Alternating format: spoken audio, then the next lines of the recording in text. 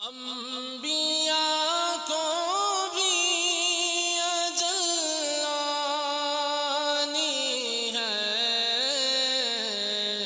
مگر ایسی کہ فقط آنی ہے۔ الحمد للہ رب العالمین والصلاة والسلام على سید المرسلین اما بعد فاعوذ باللہ من الشیطان الرجیم بسم اللہ الرحمن الرحیم الصلاة والسلام علیک یا رسول اللہ وعلى آلک واصحابک یا حبیب اللہ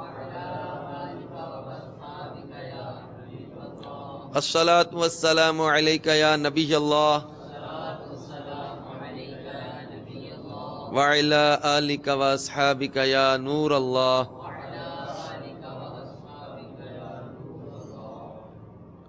سرکار نامدار، مدینے کے تاجدار، رسولوں کے سردار، شفیع روز شمار، جناب احمد مختار صلی اللہ تعالی علیہ وآلہ وسلم کا فرمان خوشبودار ہے، روز قیامت تم میں سے میرے زیادہ قریب وہ ہوگا جس نے مجھ پر زیادہ درود پڑھے ہوں گے۔ صلو علی الحبیب صلی اللہ تعالی علی محمد وعلی آلہ وصحبہ وبارک وسلم۔ میٹھے میٹھے اسلامی بھائیوں اور مدنی چینل کے ناظرین، مدنی چینل کے سلسلے انبیاء کرام کے واقعات کے ساتھ آپ کی بارگاہ میں حاضر ہیں۔ اللہ تبارک و تعالی کا کتنا بڑا احسان ہے کہ اس نے اپنے پیارے محبوب صلی اللہ تعالی علیہ وسلم کے ساتھ ساتھ ہمیں تمام انبیاء کرام کی محبت بھی عطا فرمائی، اور آج ہم اپنے میٹھے آقا مدینے والے مصطفیٰ صلی اللہ تعالی علیہ وسلم کے جد اعلیٰ حضرت سیدنا ابراہیم علی نبینا و علیہ الصلاۃ والسلام کے واقعات یہاں پر انشاءاللہ تعالی ذکر کریں گے۔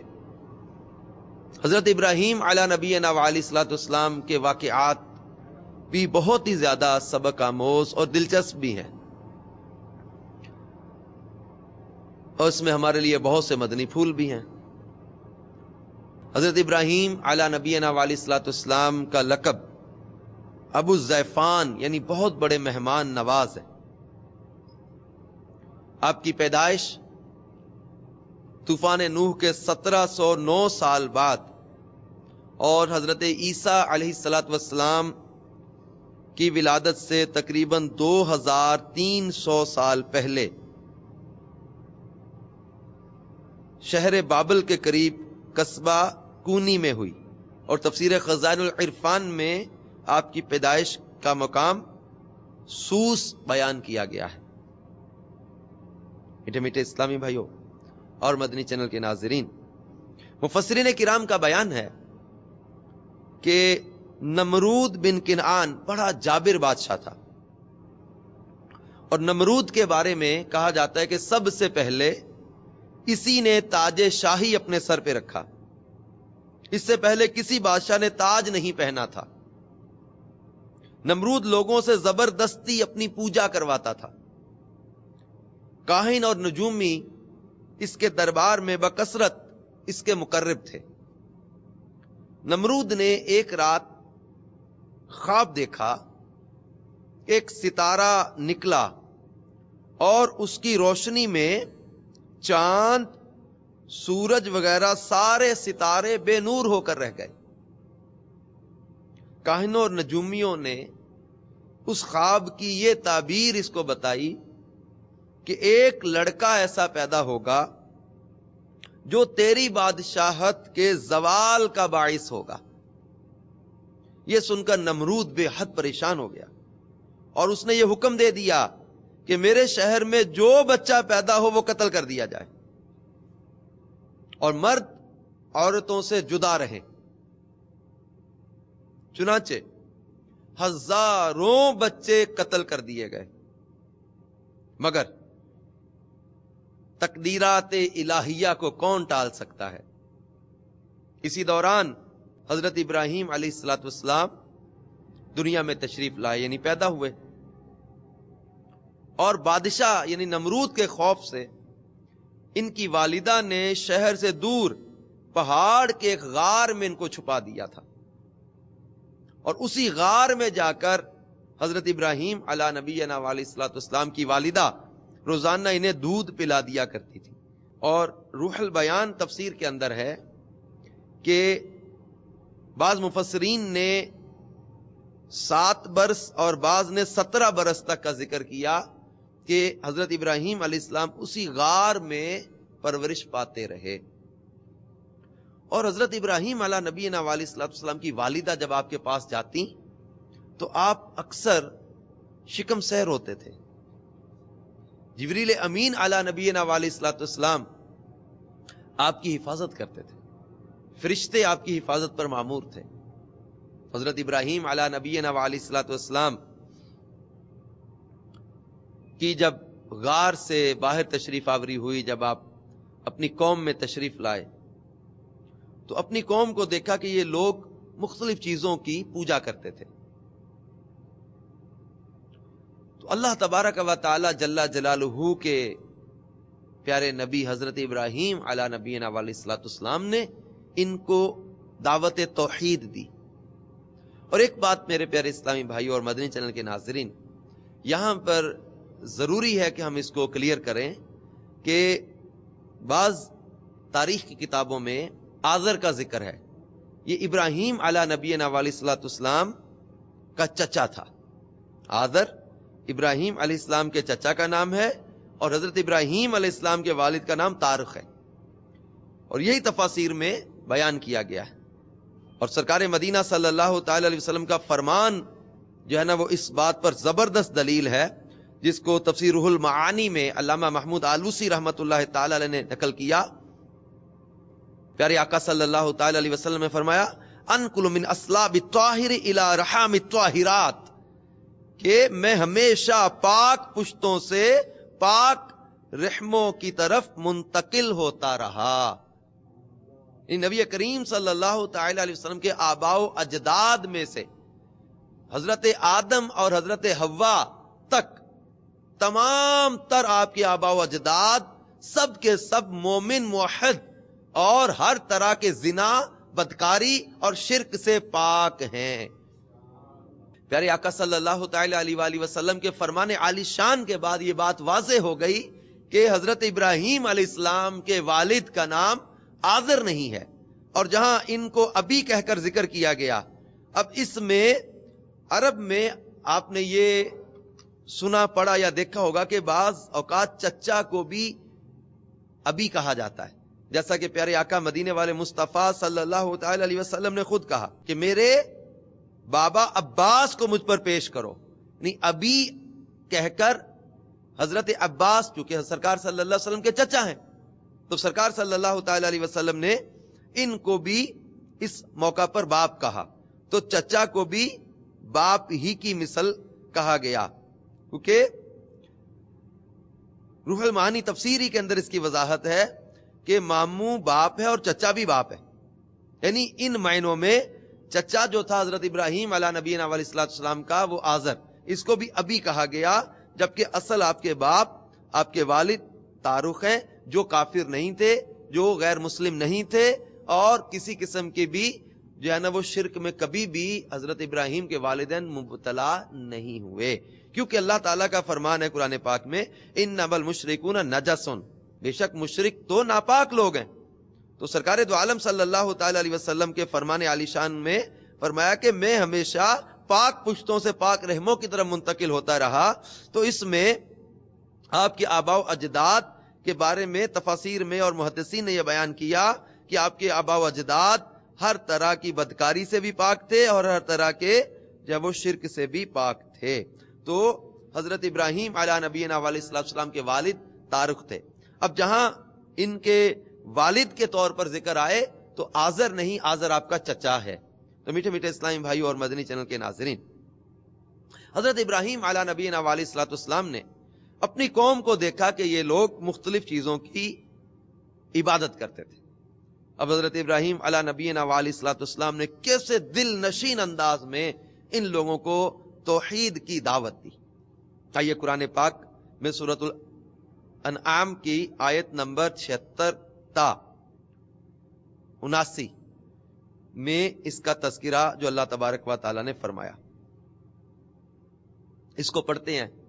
اللہ تبارک و تعالی ارشاد فرماتا ہے پارہ 7 فَلَمَّا جَنَّ عَلَيْهِ اللَّيْلُ رَأَى كَوْكَبًا قَالَ هَذَا رَبِّي فَلَمَّا أَفَلَ قَالَ لَا أُحِبُّ الْآفِلِينَ فَلَمَّا رَأَى الْقَمَرَ بَازِغًا قَالَ هَذَا رَبِّي فَلَمَّا أَفَلَ قَالَ لَئِن لَّمْ يَهْدِنِي رَبِّي لَأَكُونَنَّ مِنَ الْقَوْمِ الضَّالِّينَ فَلَمَّا رَأَى الشَّمْسَ بَازِغَةً قَالَ هَذَا رَبِّي هَذَا أَكْبَرُ فَلَمَّا أَفَلَتْ قَالَ يَا قَوْمِ إِنِّي بَرِيءٌ مِّمَّا تُشْرِكُونَ إِنِّي وَجَّهْتُ وَجْهِيَ لِلَّذِي فَطَرَ السَّمَاوَاتِ وَالْأَرْضَ حَنِيفًا وَمَا أَنَا مِنَ الْمُشْرِكِينَ.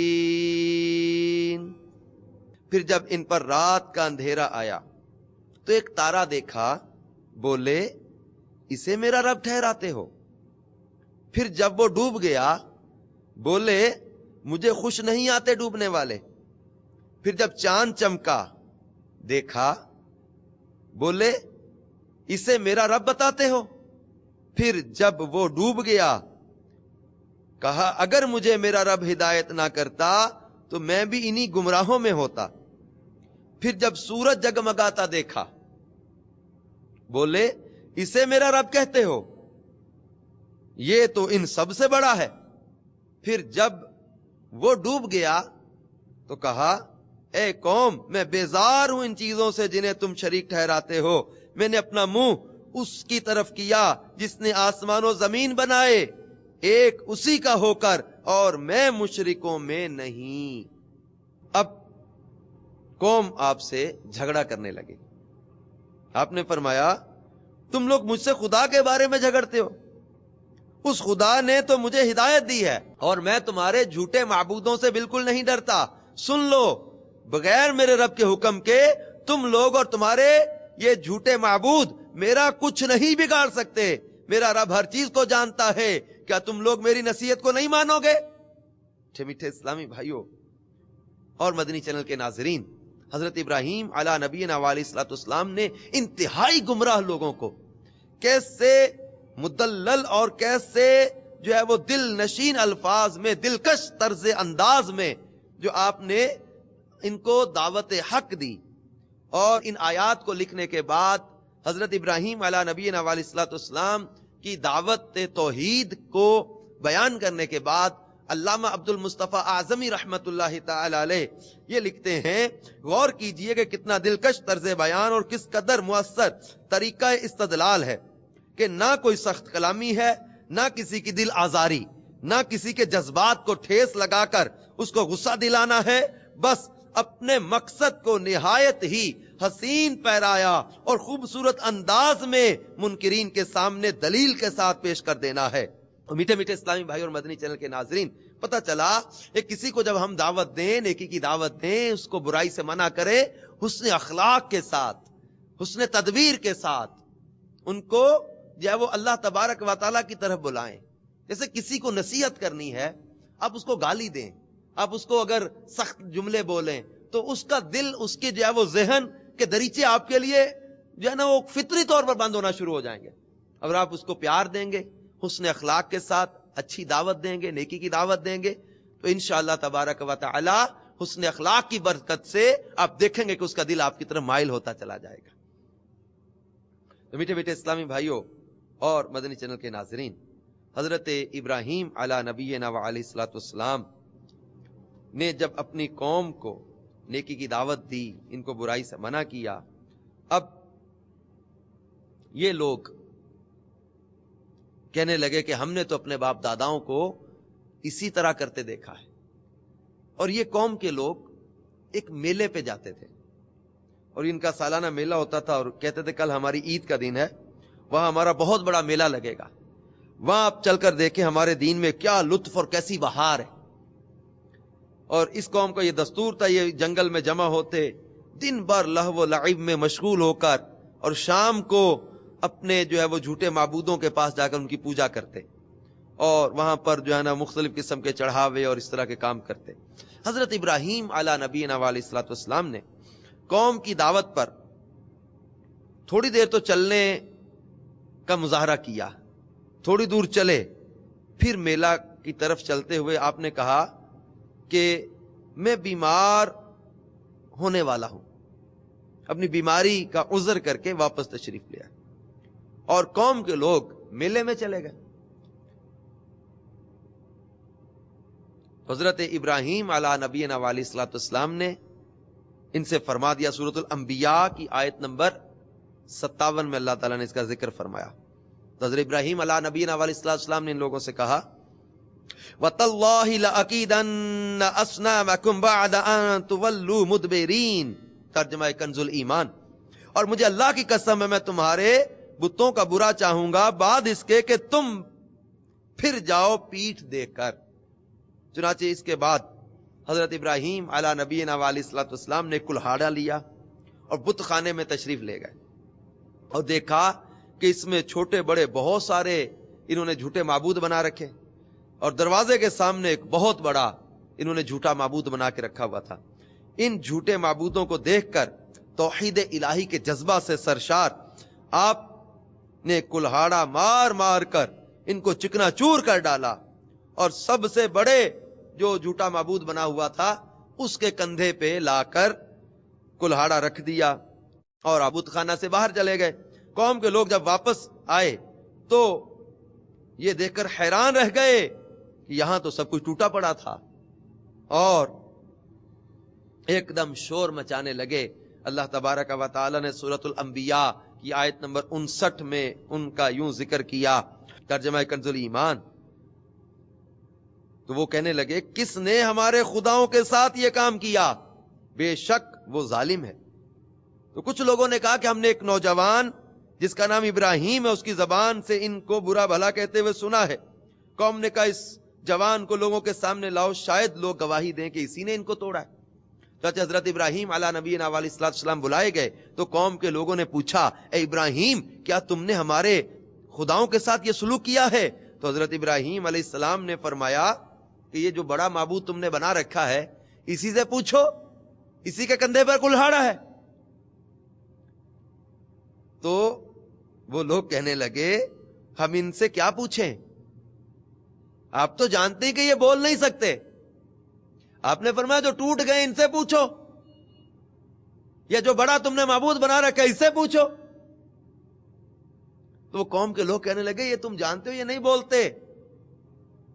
حضرت ابراہیم علی نبینا علیہ الصلوۃ والسلام نے ان سے جو فرمایا، اب حضرت ابراہیم علیہ السلام نے ایک اور بڑے پیارے انداز میں ان کو دعوت حق دی. چنانچہ فرمایا قال افتعبدون من دون اللہ ما لا ينفعكم شيئا ولا يضركم اف لكم ولما تعبدون من دون اللہ افلا تعقلون.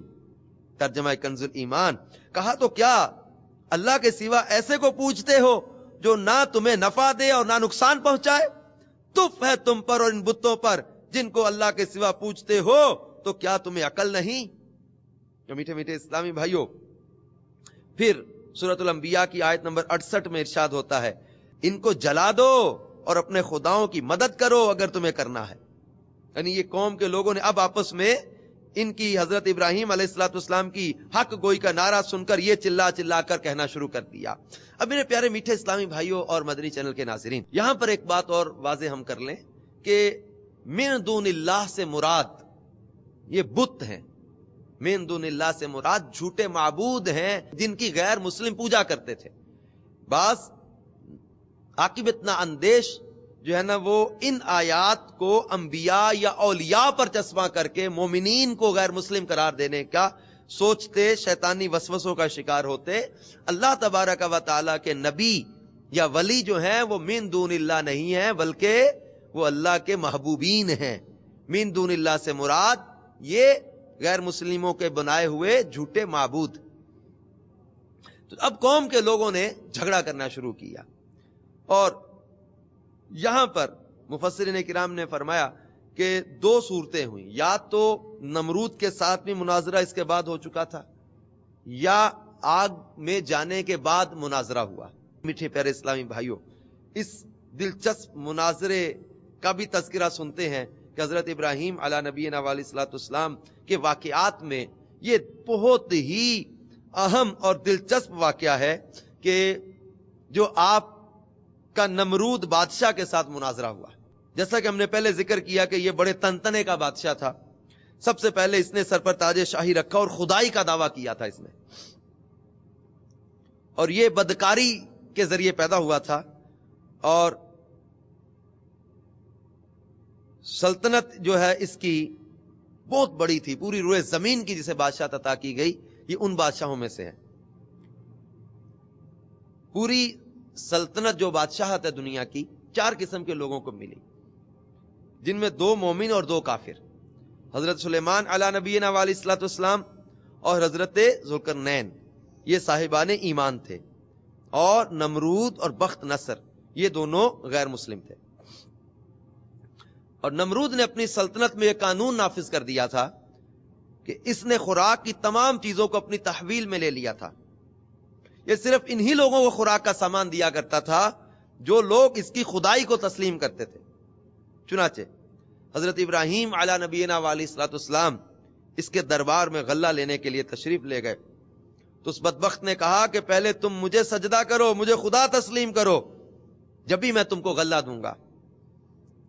حضرت ابراہیم علی نبینا علیہ الصلوۃ والسلام نے بھرے دربار میں علل اعلان فرما دیا کہ تو جھوٹا ہے اور میں صرف ایک خدا کا پرستار ہوں جو وحدہ لا شریک ہے. یہ سن کر نمرود آپے سے باہر ہو گیا اور آپ کو دربار سے نکال دیا اور ایک دانہ بھی نہیں دیا.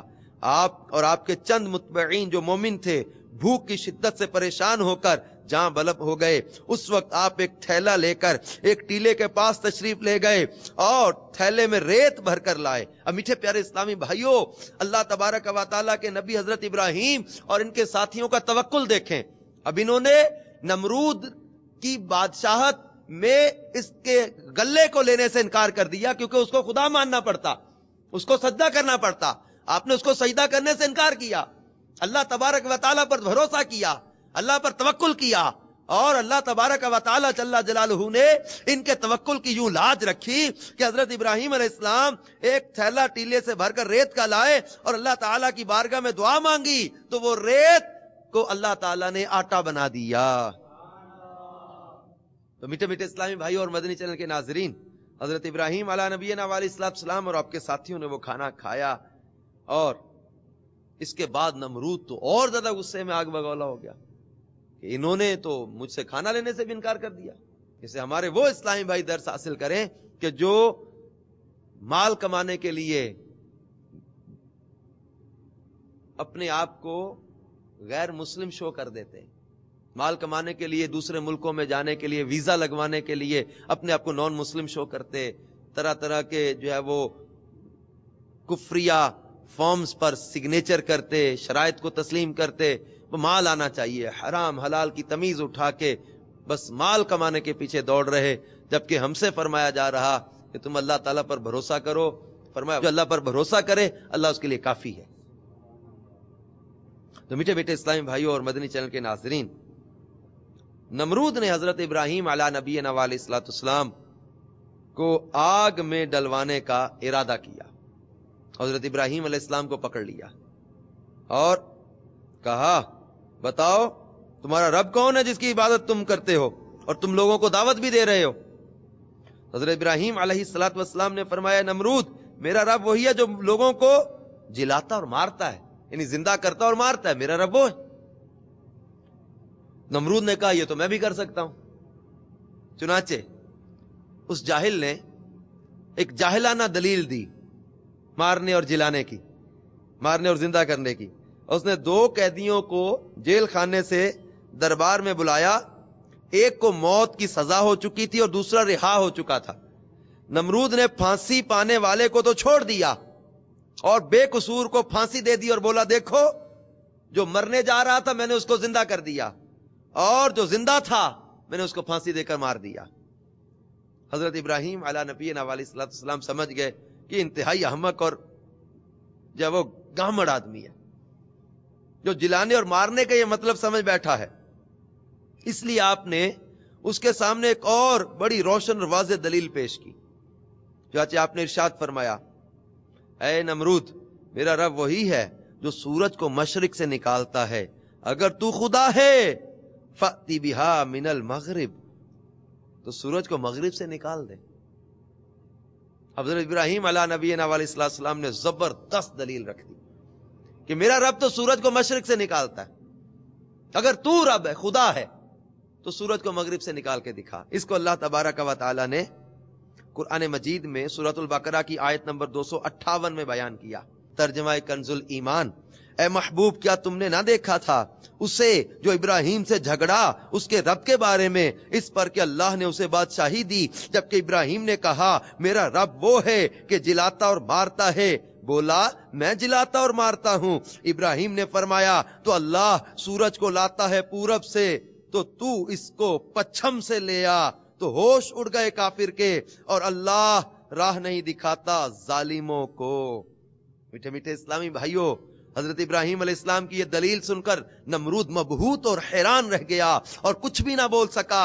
اس طرح یہ مناظرہ حضرت ابراہیم علیہ نبینا علیہ الصلوۃ والسلام جیت گئے اور حضرت ابراہیم علیہ الصلوۃ والسلام کی فتح کے بعد جو ہے وہ نمرود اور زیادہ آگ بگولا ہو گیا اور زیادہ جو ہے وہ ظلم پر اتر آیا. چنانچہ اس نے اور اس کی قوم کے لوگوں نے مل کر یہ مشورہ کیا کہ اب حضرت ابراہیم علیہ نبینا علیہ الصلوۃ والسلام کو آگ میں ڈال دیا جائے. حضرت ابراہیم علیہ الصلوۃ والسلام کے لیے انہوں نے اتنا بڑا آگ کا الاؤ جلایا کہ اس آگ کے شعلے اتنے بلند ہو رہے تھے کہ اس کے اوپر سے کوئی پرندہ بھی اڑ کر گزرتا تو وہ جل جاتا تھا. آپ علیہ الصلوۃ والسلام کے جسم پر سے کپڑے اتارنے لگے اور ان ظلم و ستم کے مجسموں نے ایک گوپھن کے ذریعے یعنی منجنیق جس میں پتھر بھر کر دور پھینکا جاتا، تو شیطان نے ان کو آ کر مشورہ دیا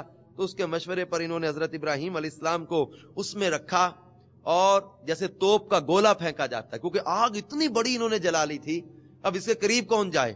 دور دور سے لوگوں کو وہ آگ تپش کے ذریعے جلا رہی تھی. اب حضرت ابراہیم علیہ نبینا علیہ الصلوۃ والسلام کو ان لوگوں نے اچھال دیا آگ کی طرف.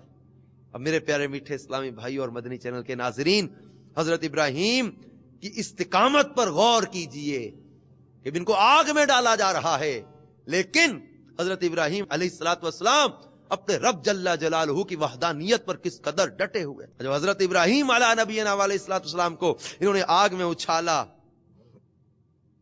تو مخلوقات الہیہ چیخ مار مار کر بارگاہ خداوندی میں عرض کرنے لگیں اے اللہ تیرے خلیل آگ میں ڈالے جا رہے ہیں، ان کے سوا زمین میں کوئی اور انسان تیری توحید کا علمبردار اور تیرا پرستار نہیں، لہذا ہمیں اجازت دے کہ ہم ان کی امداد و نصرت کریں، ہم ان کی مدد کریں. تو اللہ تعالیٰ نے فرمایا ابراہیم میرے خلیل ہیں اور میں ان کا معبود ہوں، اور اگر حضرت ابراہیم تم سبوں سے فریاد کر کے مدد طلب کریں تو میری اجازت ہے کہ تم سب ان کی مدد کرنا. اب حضرت ابراہیم علیہ السلام کے پاس پانی کے فرشتہ حاضر ہوا. اس نے کیا حضور اجازت دے میں پانی برسا دوں اس آگ پر. پھر ہوا کا فرشتہ حاضر ہوا، حضور اجازت دیں کہ میں تیز ہوا آندھی چلا کر اس آگ کو اڑا دوں. تو حضرت ابراہیم علیہ نبینا علیہ الصلوۃ والسلام نے ان سے کہا کہ میرا رب جانتا ہے کہ اس کا خلیل آگ میں جا رہا ہے. اللہ اکبر کبیرہ. کس قدر توکل مضبوط تھا. جے سونا میرے دکھ وچ راضی تے میں سکھ نو چلے پاواں. اگر میرے مولا کی اسی میں رضا ہے کہ اس کا ابراہیم آگ میں جلا دیا جائے تو میں جلنے کے لیے تیار ہوں. اسے کہتے مولا کی رضا پہ راضی رہنا. اور تفاسیر میں حضرت ابراہیم علیہ السلام کی ایک دعا کا تذکرہ ہے کہ حضرت ابراہیم علیہ نبی علیہ السلام کو جب آگ کی طرف انہوں نے اچھالا تو حضرت ابراہیم نے ایک دعا پڑھی. وہ دعا کیا تھی؟ لا الہ الا انت سبحانک لک الحمد ولک الملک لا شریک لک. اور جب آپ آگ کے شعلوں میں داخل ہوئے تو جبریل امین علیہ السلام حاضر ہوئے, کہا اے خلیل کیا آپ کو کوئی حاجت ہے؟ تو آپ نے فرمایا تم سے کوئی حاجت نہیں. پھر جبریل نے عرض کیا خدا ہی سے اپنی حاجت عرض کیجئے. یہ توکل کا کتنا اعلیٰ درجہ تھا. تو آپ نے جواب دیا کہ میرا حال میرا رب بہتر جانتا ہے, لہذا اگر وہ چاہے گا تو مجھے اس آگ میں نجات عطا کر دے گا, ورنہ اگر اس کی یہی رضا ہے کہ مجھے یہاں شہید کر دیا جائے تو میں مولا کی رضا پہ راضی. میٹھے میٹھے اسلامی بھائیوں, اللہ تبارک و تعالی نے آگ کے لیے جو حکم ارشاد فرمایا اس کو سورۃ الانبیاء کی آیت نمبر 69 میں ذکر فرمایا. قلنا یا نار کونی بردا وسلاما علی ابراہیم. ترجمہ کنز الایمان, ہم نے فرمایا اے آگ ہو جا ٹھنڈی اور سلامتی ابراہیم پر. میٹھے میٹھے اسلامی بھائیوں, چنانچہ نتیجہ یہ ہوا کہ جس کو قرآن نے شاندار لہجے میں یوں بیان کیا وَأَرَادُوا بِهِ كَيْدًا فَجَعَلْنَاهُمُ الْأَخْسَرِينَ, ترجمہ کنز الایمان, اور انہوں نے اس کا برا چاہا تو ہم نے انہیں سب سے بڑھ کر ضیاءکار کر دیا. میٹھے میٹھے اسلامی بھائیوں, حضرت ابراہیم علیہ نبینا علیہ السلام پر آگ جو ہے وہ سلامتی والی ٹھنڈی ہو گئی. اتنی ٹھنڈی بھی نہیں کہ سردی سے مر جائیں. اور حضرت ابراہیم علیہ نبینا علیہ السلام کتنا عرصہ آگ میں رہے, اس کے بارے میں تفاسیر میں مختلف اقوال ہیں کہ بعض نے لکھا کہ 7 دن تک, اور بعض تفاسیر میں ہے کہ 40 دن تک. تفسیر ساوی کی جلد 4 میں ہے کہ بعض نے کہا کہ 50 دن تک آپ آگ میں رہے. میٹھے اسلامی بھائیوں اور مدنی چینل کے ناظرین, اس واقعہ سے ان لوگوں کو تسلی ملتی ہے جو باطل کی طاغوتی طاقتوں کے سامنے استقامت کا پہاڑ بن کر ڈٹ جاتے ہیں. اقبال نے کیا خوب کہا تھا کہ آج بھی ہو جو براہیم کا ایمان پیدا, آج بھی ہو جو براہیم سا ایمان پیدا, آگ کر سکتی ہے انداز گلستان پیدا. میٹھے میٹھے اسلامی بھائیوں اور مدنی چینل کے ناظرین, حضرت ابراہیم علیہ السلام کو آگ میں پھینکا گیا.